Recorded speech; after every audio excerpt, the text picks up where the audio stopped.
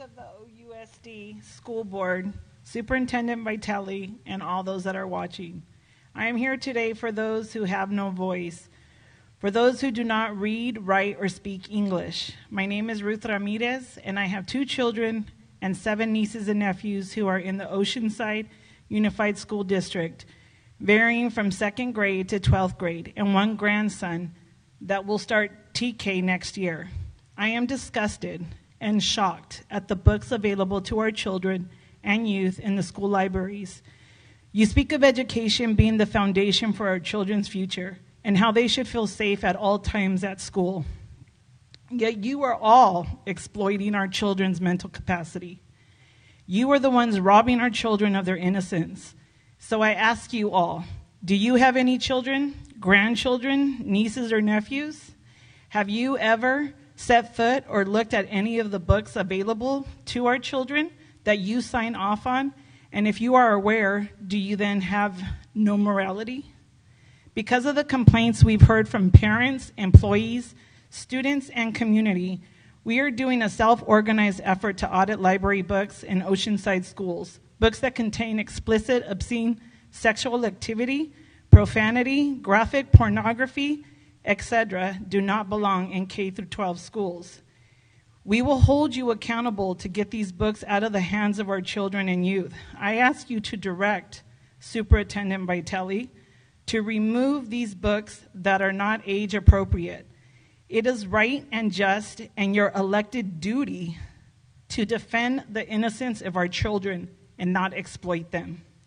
These books are labeled for adults and young adults. That does not mean teenagers and children. We, the taxpayers who provide your salaries, do not pay you as sex predictors or groomers to our children and youth, but as academic education professionals. So I close with this statement. We will no longer have our voices silenced. We will no longer stand by and watch you all take part in the unfruitful works of darkness, but instead we shall expose you. If you are unaware of the books that I speak of, then I have copies for you guys to study, and I'm more than welcome to give them to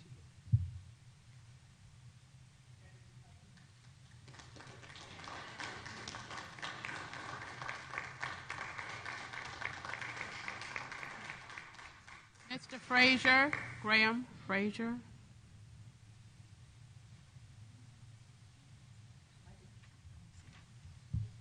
You submitted 2 public comment cards. You're only able to speak for 3 minutes, so you will have to combine your comments on your... I'll wait till next time. The gentleman at the front said it was okay for me to have 2 because the first one is dealing with the agenda itself versus anyway, whatever you say is that's what's going to work tonight. Okay, I'm supporting Ruth in this discussion of inappropriate books in your school library. I've had the opportunity to review Gender Queer and Crank. And as Ruth said, the Agenda Queer there's 3 copies, I understand, in the Oceanside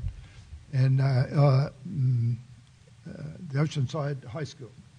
It's right in the front. It says an adult graphic novel for adults. Why are adult books in high school libraries? The summary concerns are this book contains obscene sexual activities and sexual nudity, alternative gender ideologies, and profanity. Is that suitable for our children? I don't think so. In fact, I could read certain aspects from the book itself. First of all, though, I'd like to say that no doubt you're aware that the executive or judgment part of the brain of youngsters, called the frontal precortex, is not fully developed until maybe mid-30s or mid-20s or 30s.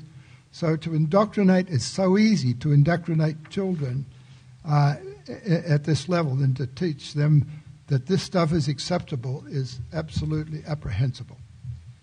I'm going to take the opportunity to hand out so you can understand what I'm talking about, But first of all, I'd like to show you some diagrams. This is one of the diagrams. You can see it. I hope the TV can see it. There's one there with a male-on-male sexual act, right? It's in the book. There's a female on male sucking dick, okay? That's in the book, all right? So I've got so that you can each take this home to your family and show them what you are teaching our children. It's absolutely disgusting. I'm ashamed of all of you. I'm not going to read anything from it because it just absolutely sickens me. Have I got any time left? I might just read one. One of the illustrations, this is on page 93. One of the illustrations at the top of this page depicts a boy waist with a bulge in his shorts. The text reads, "I'm dreaming about have a massive painful boner."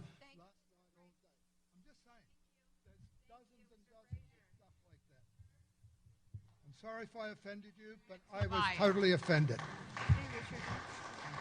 And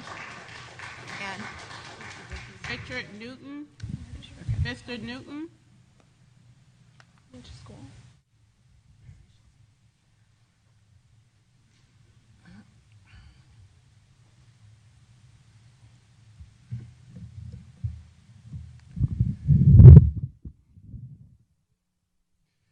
Members of the board and the public, I would like to underscore the folly and poor stewardship of board policies that disproportionately focus on certain groups due to their gender identity, sexual preferences, or ethnicity. Not only does such focus take time and study away from other more pragmatic topics, but such policies succumb to the strategy of the progressive left to play groups off one another to strengthen the left's own political power and weaken America. The goal should be that all become economically prosperous. That accomplished, people should then be left alone to their own personal preferences. That is a free and prosperous society, and that is an acceptable goal of public schools.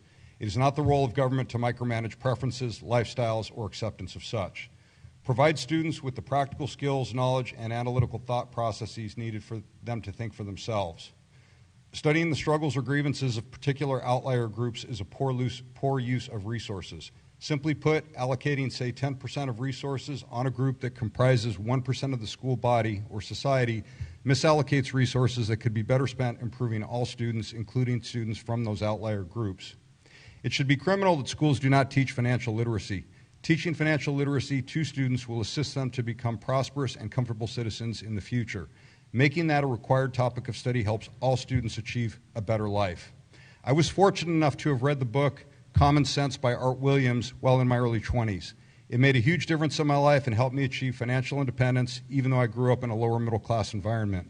Rewritten in the early 2000s as the book How Money Works by the company Primerica, it provides a roadmap to financial success and freedom. The material in this book should be made a required course for all students.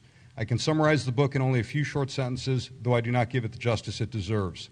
Colloquially, to succeed, you have to become an investor. Before you can become an investor, you have to become a saver. To become a saver, you have to spend less than you make. To spend less than you make, you have to defer immediate wants. I would also add that one must stay out of trouble with the law and work hard to secure a job that provides an adequate income to live above the subsistence level. It really is that simple. Blaming others is not required. Spend less than you make, learn to invest wisely, and compound growth takes care of the rest. But to achieve all of this, an individual must understand the roadmap, defer immediate gratifications, and stay out of trouble. In other words, one must have the goal-oriented conservative values of personal discipline and respect for society, its institutions, and its laws. America faces a rise in poverty not due to discrimination, but due to a lack of conservative values. Schools are negligent for not teaching financial literacy while wasting resources on snivel fests from the left. By doing so, schools contribute to America's economic poverty. Please reject the obsessive focuses on grievances and instead allocate those resources to teach financial literacy. Expose students to the roadmap of financial independence, and you will have given them the greatest gift any teacher can give a student. Thank you.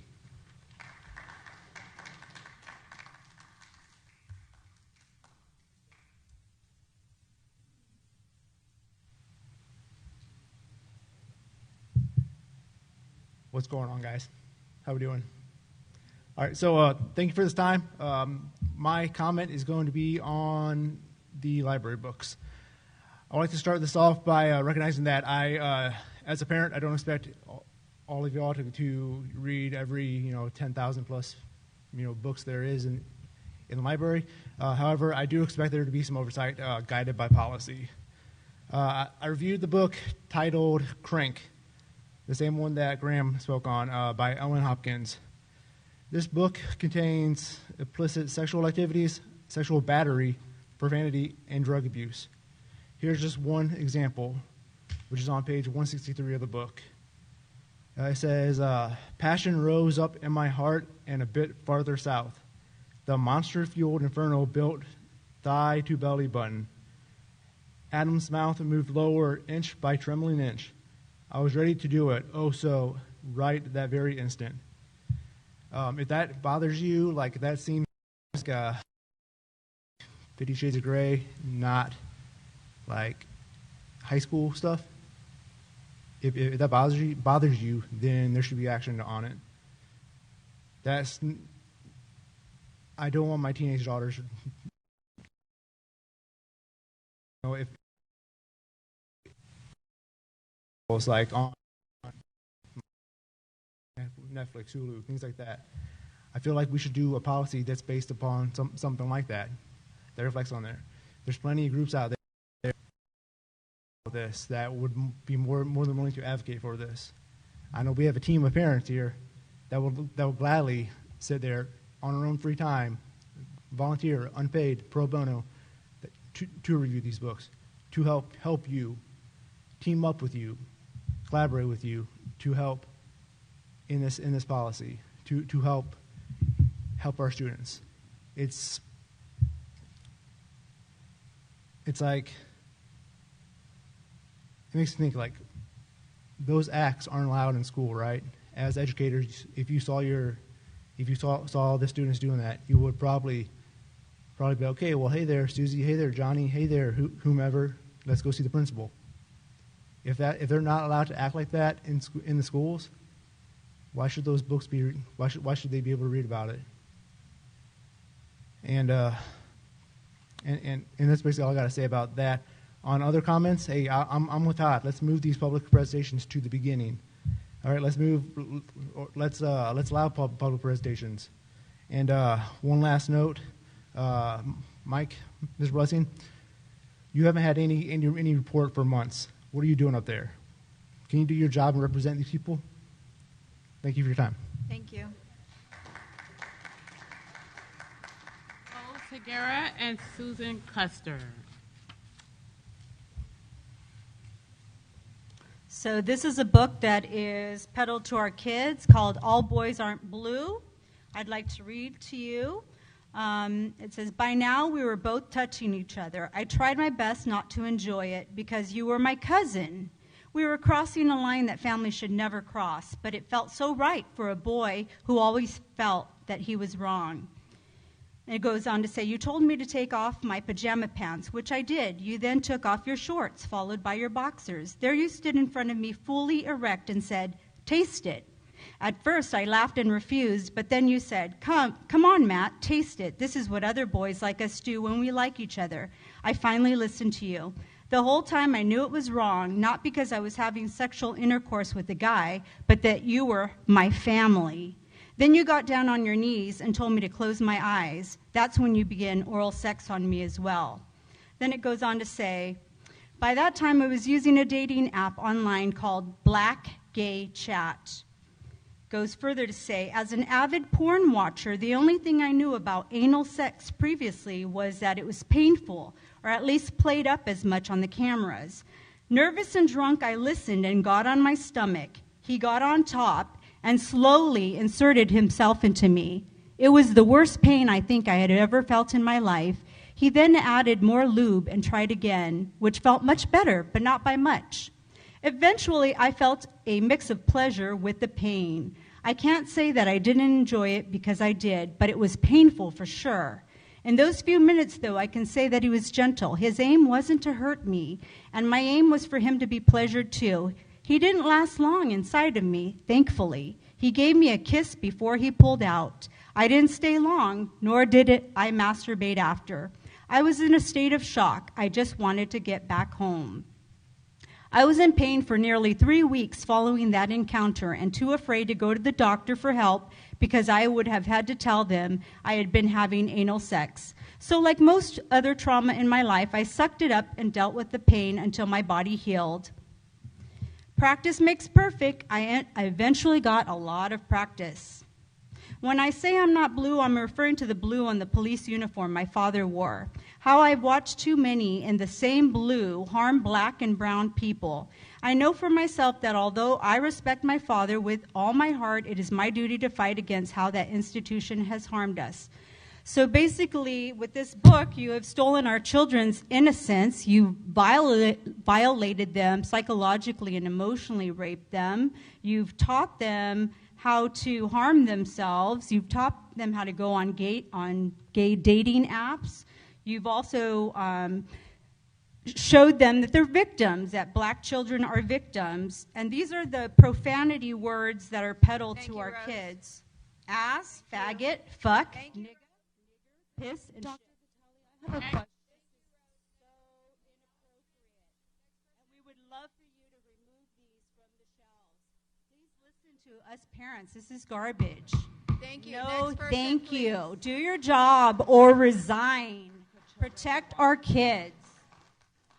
Allison, Emily Wichman, and then Patrick Higuera.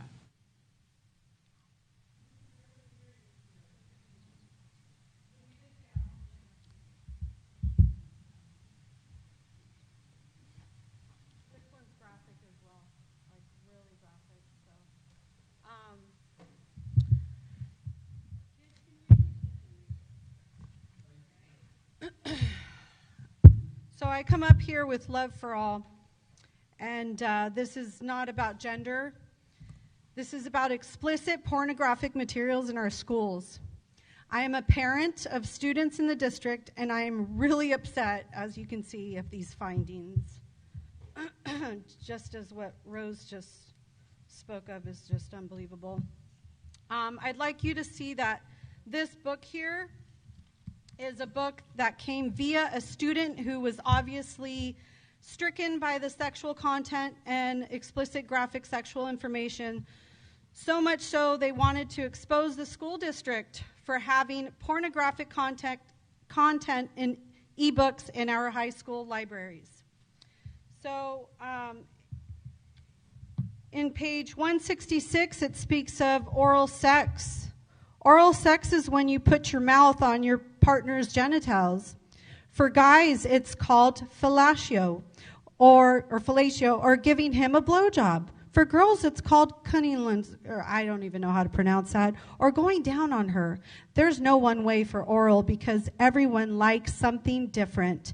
Using your tongue is usually a good thing. Teeth, not so much. The best person to give you feedback is your partner. Using a condom with guys or a dental dam with girls during oral sex helps prevent the transmission of STDs. Anal sex, any kind of penetrating sexual activity involving the anus is typically called anal sex. This can involve penetration with the penis, fingers, or a sex toy. STDs, it keeps saying STIs, but STDs, such as HIV and hepatitis B, spread more easily through anal sex than via oral sex or rubbing. Be sure to always use a condom and plenty of lubricant when engaging in any kind of anal penetration, as the anus does not lubricate.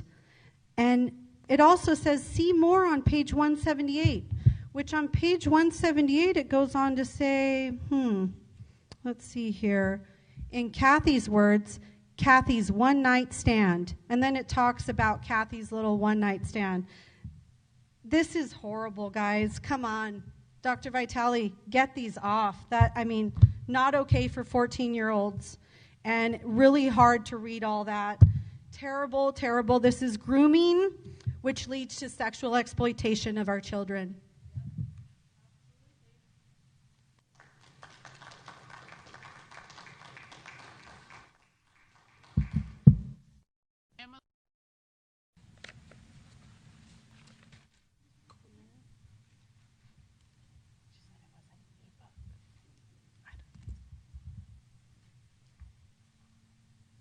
These are just a couple of books that are in your libraries at your schools. Some of the high schools, and even some of the books, so far we didn't mention one, but we will next time, that are in our middle schools, that are graphic, that, and other books like these, like you've just heard, of course, contain sexual activity, sexual nudity, graphic sexual content, profanity, derogatory terms, alcohol and drug use, also controversial race and social commentary, etc. The Ed Code 1312.2 complaints concerning instructional materials include library books and the library media. Many of these books show that they do not belong in our schools. You are not those kind of educators. Are you groomers? That's what they're calling people now that have materials that is available to children. They call them groomers. I look at you as educational professionals. So these books need to be removed. I asked the superintendent to read these books, to understand and to look at them and say, they say they are for adults and young adults. It does not say they're for teenagers. We'd like you to look at them, any of you look at them and read them. Read the couple of you have boys, read them to your boys. See how that works. And as you know, students have access to all this stuff. They do. But why from our library books? Why for our community? Not only that is the taxpayers' money. How is this going to come across? You're spending our money, or earned our money for books like this. I looked at the other books in the library through Destiny. We have wonderful books in our school libraries. And at this time, I won't read about this. So I want to be sure that you understand where we're coming from. We're coming from protecting the children. Again, we've had a couple of parents, and we've had parents, we've had students, we'd have school employees and community that have asked us to come before you, and many of them won't or can't come before you, so we are. At this point, I'd like to thank the parents, the students, and the district employees and community for their support and the information that we have received from them. Thank you.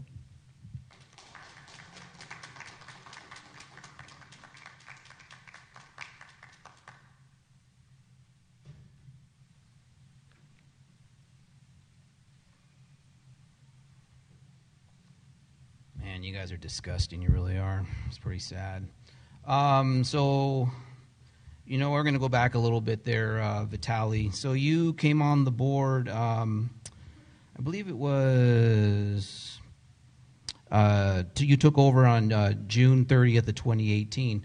And 2017-2018, this is from caaspp.edsource.org. Level 4, which is well-developed, this is English language proficiency for students' proficiency. Level 4, well-developed, we're at 27.58%, which is still pretty low. Level 1 is minimal development, we're at 12.23%. Let's skip all the way down to 2022. As you're in charge, you're in charge, you're the head, you're the head jefe. Level 4, well-developed, we went from 27.58 student proficiency to 10.32. That's all on you, fool. Level 1, minimal development, we went from 12.23% to 16.67%. So that's a raise we don't want. That's all on your shoulders. You've gotten awards for, Equity Champion and 2023 Lighthouse Award. I think you're up for that or something like that. Where's your award for getting the grades up? How about you there? What are you, Director of Student Services? What about you? What are you doing? You guys remember a little guy coming up in June 28th of 2022? Do you remember that little gentleman who came up here? You guys don't even remember his name, do you? His name was Anthony Waquez. And he was a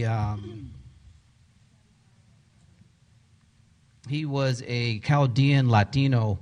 On your bio there, buddy, it says, Director of Student Services, you develop programs that support and provide resources for students and families facing challenges. How did that help him? Getting broken bones. How did that help him? It says you do basic needs and support. They needed basic needs. How come you didn't help them?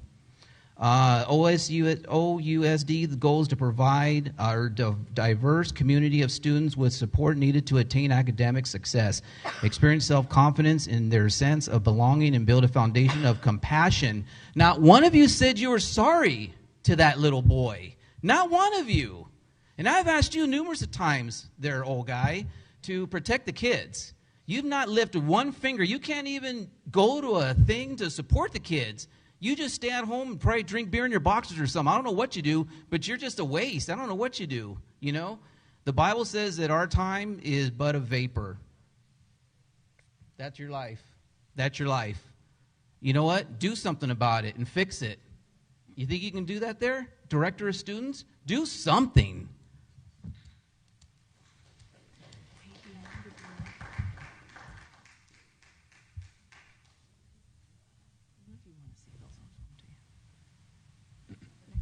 We're done? Oh, thank you.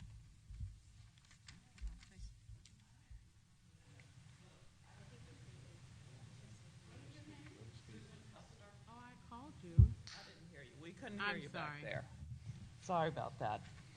Okay, good evening. I wanted to talk about the book Fun Home, which is another book, of course, in the library. It is an adult graphic novel, and it is in Oceanside High School library. I believe you're 14 when you start high school. Is that correct? Can anyone tell me? 14. Okay, so right on the very front of this book, it has a content warning. The warning says, you are about to access material that may contain content of an adult nature. These files may include pictures and materials that some viewers may find offensive. If you are under the age of 18, please, wait a minute. If you are under the age of 18, or if you find the material objectionable, it is illegal for you to view these materials. Please exit now. If you are under the age of 18, it is illegal for you to view these materials. I ask why. Now, if I was to go out and buy a 16-year-old beer, I could get arrested, correct? So why, I ask, are you allowed to have material in the library for a child that's under 18? Most, at least half of all kids have graduated high school by the time they're 18. So this just, and we just established that at 14 you enter high school. So clearly they should not be reading these books. So just a few excerpts from these books. Would an ideal husband and father have sex with teenage boys? I'm sure some of you are fathers and husbands, and I hope you think of yourselves as ideal. So again, the excerpt on page 17 is, would an ideal husband and father have sex with teenage boys? Later, my mother would learn that Dad and his friends had been lovers. Do you want your wives finding that out later?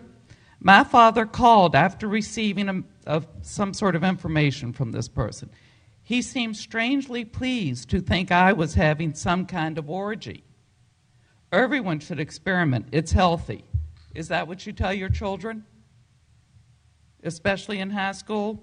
And then now we have this. Feminism is the theory. Lesbianism is the practice. So when I look up feminism here, hopefully it's still here. Don't want to waste my time. Okay. Feminism is Thank you, Susan. the belief and aim that women should have the same rights as At men. this point, I'd like to It's not go through it, and we lesbianism. would like to adjourn this meeting at Excuse me. What was the name of the book? Fun Home. Fun Home.